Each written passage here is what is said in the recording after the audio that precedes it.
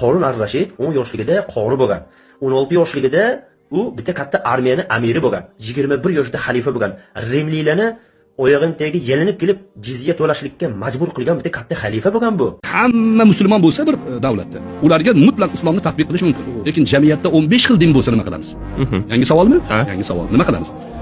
Abdulloh ibn Muqaffa degan odam bo'lgan. Abdulloh ibn Muqaffa Fors bo'lgan, o'zi majusiy bo'lgan, hatto musulmon ham bo'lmagan deydi ba'zi. Shu odam Arastuni tillarini, Yunon tillarini yaxshi bilgani uchun o'shaning kitobidan tarjima qilib turib Harun ar-Rashid qo'liga bergan. Mana davlat boshqaruvchi.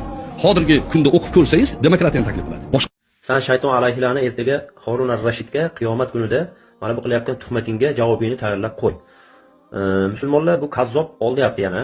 Bugungi kunda demokratiyani halollab berishlik yo'li bu.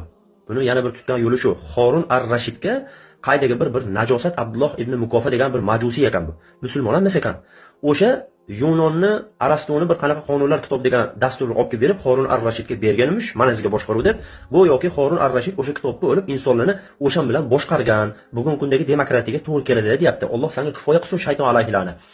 Bu tuhmat bu. Harun ar-Rashid haqiqiy amiral mu'minin degan ba'zi bir ahli ilmlar bor. Shunaqa inson bo'lgan, xalifa bo'lgan bu.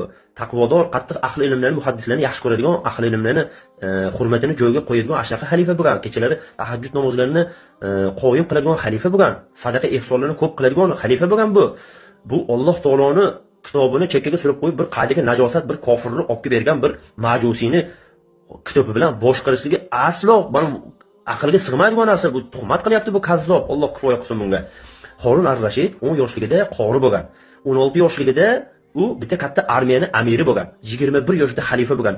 Rimliklarni oyog'in tagiga yelinib kelib jizya to'lashlikka majbur qilgan bitta katta xalifa bo'lgan bu. Subhanalloh, mana bu kazzobni najosatni qilyapgan, gapiryapgan ishini qaranglar buni. Harun ar-Rashidni bir Payg'ambar alayhisolamga hadis o'qigan bir majusiymi, bir najosat bo'ladi. O'shini o'ldirib olganligi haqida mana o'zi ham aytgan buni. Men hozir qo'yib beraman. Harun ar-Rashidning oldiga bir dahriyni olib kelishgan. Qo'lga tushgan dahriy hadis to'qigan ekan. Hadislarni to'qib islom ummatining ichiga kiritib olgan. Harun ar-Rashid unga o'limga qatlga buyurgan uni. Boshqa jinoyatlari ham bor. Islomga bo'lgan ichkaridan ushlangan xoinni qatl qilish. Dahriy kulgan. Aytganki, meni o'ldirarsan, qatl qilarsan u, lekin 1000 ta hadis to'qib kirgizib olganman. Ularni nima qilasan degan. Degani Harun ar-Rashid aytgan, sen bemalol ketaver. Bizni hadislar masalasida Abdulloh ibn Muborakka o'xshagan g'alvirlarimiz bor. Ular hadislarni bitta g'alvir qilib, seni hadisingni to'qiganman. O'zingni yaxshilab tafakkur qilinglar. Voy insonlar, diningizni kimdan qayerdan olyapsiz? Qarang, tekshiring.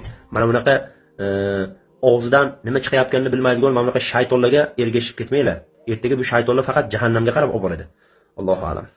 Mening o'zbek qardosh, sen Turonning arsloni, to'ng'ringda josh urgan asl iymoning qani?